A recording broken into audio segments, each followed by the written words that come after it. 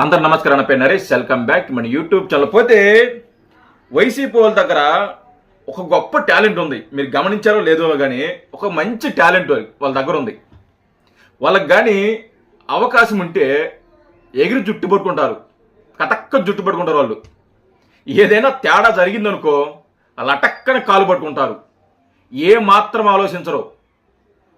వాళ్ళ చేతిలో అధికారం ఉందని చెప్పేసి ఇష్టం వచ్చినట్టు మాట్లాడేసి, ఇష్టం వచ్చినట్టు అంటే చాలా నీచంగా, చాలా దరిద్రంగా ఇష్టం వచ్చినట్టు మాట్లాడేసి అధికారం పోయాక ఈరోజు నన్ను క్షమించండి, మీ కాళ్ళు పట్టుకుంటాను, నన్ను వదిలేయండి, నాకు ఏ పాపం తెలియదు, వాళ్ళు మాట్లాడమంటే నేను మాట్లాడాను, వాళ్ళు డబ్బులు ఇస్తే నేను తీసుకున్నాను, వాళ్ళు ఏదైతే మాట్లాడమన్నారో అదే నేను మాట్లాడాను, నన్ను క్షమించండి, నేను తప్పుడు మాట్లాడాను, తప్పుడు ఒక సందేశాన్ని ప్రజల్లోకి ఇచ్చాను, నన్ను క్షమించండి అని చెప్పేసి కాళ్ళ ఎలా పడుతుంటారు వాళ్ళు.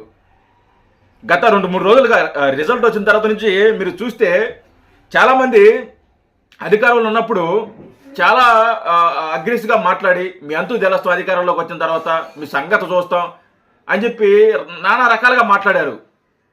మనం అధికారంలోకి వచ్చిన తర్వాత, కూటమి అధికారంలోకి వచ్చిన తర్వాత ఒక్కరు కూడా దరిదాపులో కూడా కనిపించలా. ఎవరైనా కనిపించారంటే వాళ్ళకి క్షమాపణ చెప్పేస్తున్నారు, వాళ్ళు సారీ చెప్పేస్తున్నారు,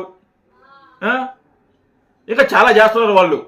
అయితే యాంకర్ శ్యామల మీకు తెలుసు కదా, మన ఈ మధ్య చాలా ఇష్టం వచ్చినట్టు ముద్ర మాట్లాడింది. సిబిఎన్ గారిని ముసలి తోడేలు పవన్ కళ్యాణ్ గారు గుంట నక్కతో పోల్చి చాలా మాట్లాడింది. ఈ రోజున ఒక వీడియో పెట్టింది, నన్ను క్షమించండి, నాకు బెదిరింపు కాల్స్ వస్తున్నాయి, నేను తప్పు మాట్లాడాను అన్న, పవన్ అన్న మీరే దిక్కు, అన్న పవన్ కళ్యాణ్ అన్న మీరే కాపాడండి, మీరు లేకపోతే ఇంకా నన్ను ఇల్లు ఊరికి వదిలేదట్లేరు, కొంచెం కాపాడన్న అన్న అని చెప్పి ఏదో క్షమాపణలు చెప్తుంది. ఒకసారి యాంకర్ శ్యామల ఏం మాట్లాడుతుందో ఒకసారి మనం ఇందాము. థ్రెటనింగ్ కాల్స్ గురించి వచ్చేసరికి చాలా కాల్స్ వస్తున్నాయి, బెదిరిస్తారు, వస్తాయి, బెదిరిస్తారు. అంటే మీరు మాట్లాడింది మామూలు మాట్లాడగారు కదా. మామూలుగా మాట్లాడితే ఎవరు కాల్స్ చేయరు, ఎవరు బెదిరించరు. కానీ మీరు మొదటి మాట్లాడారు, ఖచ్చితంగా కాల్స్ వస్తాయి, ఖచ్చితంగా కాల్స్ వస్తాయి, బెదిరింపు కాల్స్ వస్తాయి, అన్నిటికీ సిద్ధమయ్యి ఉండి మాట్లాడాలి. అలాంటి వ్యాఖ్యలు మాట్లాడేటప్పుడు అది గుర్తుపెట్టుకోవాలి మనం.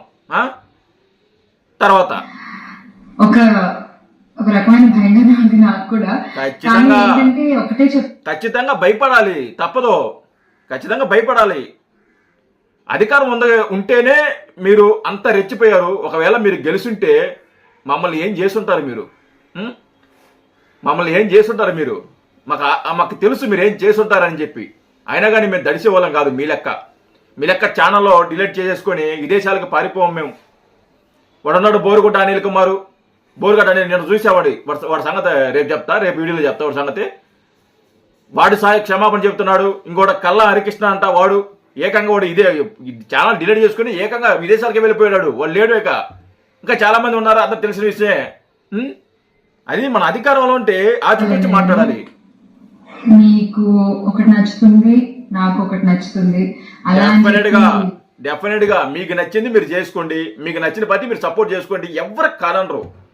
మనం ఏమైనా కాదంటామా చెప్పండి? మనం ఏమైనా కాదంటామా? కాదను. కానీ మీరు మాట్లాడిన మాటలు ఏవైతే ఉన్నాయో అవి చాలా అభ్యంతరకరమైన మాటలు. అందుకే నీ మీద ఎన్ని ట్రోల్స్ కానీ, నీకు ఇన్ని కాల్స్ కానీ, నీ మీద మాలాంటి వాళ్ళు ఇంతమంది కౌంటర్ ఇస్తున్నారంటే నువ్వు ఆ రోజున చేసిన వ్యాఖ్యలే. అవి మామూలు వ్యాఖ్యలు కాదు నువ్వు చేసింది. ఆ వ్యాఖ్యల గురించి కూడా మాట్లాడదాం, తర్వాత ఏం మాట చూద్దాం. మీకు నచ్చింది నాకు నచ్చింది అని చెప్పి మీరు బతకడానికి వీల్లేదు అంటే ఇది చాలా అన్యాయం అన్న, చాలా అన్యాయం. సో ప్లీజ్ దయచేసి ఏది కూడా వ్యక్తిగతంగా తీసుకోవద్దు. నేను వ్యక్తిగతంగా ఎవరిపైన విమర్శలు చేయలేదు. వ్యక్తిగతంగా మాట్లాడలేదా శ్యామలా గారు? మీరు వ్యక్తిగతంగా మాట్లాడలేదా? ముసలి తోడోలు అన్నావు కదా, దాన్ని ఏమంటారు? మర్యాదగా మాట్లాడమంటారా? గుంట నక్కని మాట్లాడారు, అది కూడా మర్యాద పూర్వకంగా మాట్లాడారంటారా? అవన్నీ వ్యక్తిగత దోషులే కదా, అయ్యి వ్యక్తిగత దోషులే కదా, వ్యక్తిగత దోషులే కదా మీరు మాట్లాడింది. గుంట నక్క, తోడేలు, ఇవన్నీ వ్యక్తిగత దోషులే వస్తాయి. మొన్నేదో ఒక వీడియో చూసా, పవన్ కళ్యాణ్ గారు ఎవరు సహాయం చేయలేదు, నేను ఎక్కడ చూసినట్టు లేదు. ఎందుకంటే మొదటి మాటలో పవన్ కళ్యాణ్ గారు ఎవరు సహాయం చేయలేదా? నీకు తెలీదా? కౌలు రైతులకు ఎంత డబ్బులు ఇచ్చాడో మీకు తెలుసు కదా. నువ్వు రాజకీయంలో ఉన్నావు కదా, నువ్వు రాజకీయ పరంగా నువ్వు ఏదో వాళ్ళకి ఏదో సపోర్ట్గా నువ్వు మాట్లాడావు కదా, ఇన్ని తెలుసుంటాయి కదా నీవు. ఆయన సొంత డబ్బులు ఇచ్చారని అది సహాయం కాదా నీకు? నీ కంటికి సహాయం కనిపించదు అది. ఇంకే ఎన్ని సహాయాలు ఎన్ని చెప్పడం చాలా ఉన్నాయి. మీ నాయకుడు ఎవరికైనా సహాయం చేశాడా? నువ్వు ఎక్కడైనా చూసావా? చెప్పు, అది చెప్పు. ఎవరికైనా ₹1 తన జోబులో డబ్బులు ₹1 మీ నాయకుడు ఎవరికైనా ఇచ్చాడా? ఇన్ని సంవత్సరాలు కానీ లేకుంటే ఇంతకుముందు ఎప్పుడైనా కానీ ఎక్కడ కూడా ₹1 ఇవ్వలా. పవన్ కళ్యాణ్ గారు అనే వ్యక్తి చాలా చేశాడు, చాలా చేస్తున్నాడు, చాలా చేయబోతున్నాడు. తూసి మాట్లాడాలి. అధికారం ఉంది, మనకు సపోర్ట్ ఎవరో చేస్తున్నారని చెప్పి ఇష్టం వచ్చినట్టు మాట్లాడకూడదు. శ్యామలా గుర్తుపెట్టుకో. తర్వాత ఇప్పటికీ నాకు చాలా గౌరవం. ఎవరన్నా కూడా వ్యక్తిగత విమర్శలు ఏవి ఇప్పుడు నేను ఎప్పుడు చేయను, మళ్ళీ చెప్తున్నాను.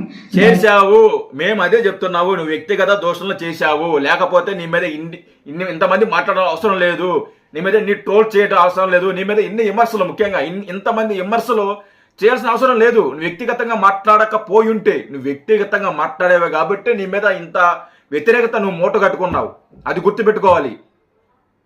అసలు నీకెందుకు రాజకీయాలు? నాకు తెలియక అడుగుతున్నా శ్యామల గారు, మీకు ఎందుకు రాజకీయాలు? మీరు ఏం చక్క సినిమాలో, సీరియల్లో, ఏ యాంకర్లో చేసుకోవచ్చు కదా. ఎందుకు ఇలా వచ్చి వాళ్ళు నేను ఉద్ధరిస్తారా? ఇప్పుడు నేనేం బెదిరిస్తున్నారంట, నేను ఫోన్ చేస్తున్నారంట. నిన్ను ఎవడొచ్చి కాపాడతాడు? నిన్ను కానీ, లేకుంటే మీ వైసీపీ కార్యకర్తలు కానీ, లేకుంటే ఇన్ని రోజులు వాగిన వాగుడు ఆ వ్యక్తుల్ని కానీ ఎవరు వచ్చి కాపాడతారు? మేమే దయచేయాలి మీ మీద. మేమే మీకు సహాయం ఉండాలి, మేమే మీకు సపోర్ట్గా ఉండాలి. మీ నాయకులు ఎవ్వరు కూడా రారు, కార్యకర్తలకు ఏమైనా కానీ పట్టించుకోరు.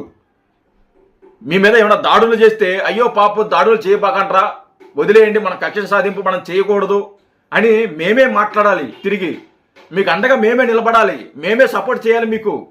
మీ నాయకులకు సంబంధించి ఎవ్వరు కూడా మీకు సపోర్ట్ చేయరు. మీకు వాళ్ళ సంగతి తెలీదు. వాళ్ళు చాలా నీచులు, వాళ్ళు చాలా దుర్మార్గులు, వాళ్ళు చాలా గుర్తుపెట్టుకోవాలి. శ్యామల గారు మీరే కానీ ఇంకా చాలా మంది వాళ్ళ గురించి మీకు తెలుసుకోవాలి. మీరు కూడా ఏది పర్సనల్ గా తీసుకోవద్దు. ఒక పార్టీని గెలిపించేటువంటి ప్రయత్నంలో మేము పర్సనల్ గా ఏం మేము బాధపడ్డాం. వస్తామని చెప్పాలంటే మీ మీద దాడులు చేస్తే మాకేమొస్తుంది? మీకు ఫోన్లు చేసి బెదిరిస్తే మేమేమొస్తుంది? మీ కారు అద్దాలు పగలు కొడితే మాకేమొస్తుంది చెప్పు? నువ్వు వ్యక్తిగతంగా మాట్లాడావు ఆ రోజు. నువ్వు ఆ మాట ఏదైతే నువ్వు గుంటనక్క ఒక కథ చెప్పావు కదా, ఆ కథ చెప్పకుండా ఉంటే నీ పాటికి నీ ప్రచారం చేసుకుని వెళ్ళిపోయి ఉంటే నీ జోలికి ఎవరు రారు. శ్యామల గారు, నువ్వు వ్యక్తిగతంగా మాట్లాడే కొట్టే ఈరోజు నీకు ఇన్ని కాల్స్ వస్తున్నాయి. వాళ్ళు ఈగో హట్ అవుతుంది కదా. చేయాలో అంతా చేశాను, ఉన్నదే చెప్పాను, లేనిది ఎక్కడ మాట్లాడలేదు. దయచేసి దాన్ని ఉన్నది చెప్పలా, చెప్పిందన్నీ అబద్ధాలే, పచ్చి అబద్ధాలు నువ్వు మాట్లాడింది, పచ్చి అబద్ధాలు మాట్లాడినావు. నువ్వు ఉన్నది ఏం చెప్పలా. ఉన్నది చెప్పుంటే నువ్వు ఈ రోజున క్షమించండి పవన్ కళ్యాణ్ గారు, పవన్ కళ్యాణ్ అన్నామన్నాడు క్షమించండి అని చెప్పి క్షమాపణ అడగాల్సిన అవసరం ఉండదు. నువ్వు కానీ ఉన్నది మాట్లాడుంటే. తర్వాత ఖచ్చితంగా అర్థం చేసుకుంటాం. మీరు కూడా అర్థం చేసుకోవాలి శ్యామల గారు. మేము చూడు మహిళలు అనేది మేము ఎంత మర్యాద ఇచ్చి మాట్లాడుతున్నాం, పద్ధతిగా మాట్లాడుతున్నాం. మీరు కూడా అర్థం చేసుకోవాలి. మన వెనకాల ఎవరో ఉన్నారు, మనల్ని కాపాడేస్తారు, మళ్ళీ మేము అధికారంలోకి వస్తాము అని ఒక అహంకారంతో ఇష్టం వచ్చినట్టు మాట్లాడితే పరిణామాలు ఇలాగే ఉంటాయి పరిణామాలు. అందరూ మంచోళ్ళు ఉండరు కదా. ఎవరొకరు ఒక మెంటల్ నాయాలు ఉంటాడు, ఎవడొకడు పార్టీ అభిమానంతోనో లేకుంటే నాయకుడు అభిమానంతోనో వీరాభిమానంతోనో ఎవడో ఒకడు ఉంటాడు. అయితే అయిందిలే కానీ ఏదైతే అది కానీ అని చెప్పేసి వాడికి తిక్క రేగి వాడు ఇన్ని రోజులు మీరు మాట్లాడిన మాటలు, మీరు చేసిన చేష్టాలు, మీరు చేసిన దాడులు అన్నీ వాడు గుర్తుపెట్టుకుంటున్నాడు. వాళ్ళ నాయకుని మీద మీరు చేసిన అరాచకాలు వాడికి ఖాళీ, వాడు ఏదో ఒకటి ఒక రాయి ఇచ్చిరేస్తాడు, ఉంటాడు కదా. సో అలాంటి వాళ్ళు కూడా చెప్తున్నా, శ్యామల గారు క్షమించమని అడిగేశారు. ఈ క్షమించమని అడిగేసిన తర్వాత మనం వ్యక్తిగతంగా దాడులు మనం ఎవరు చేయము.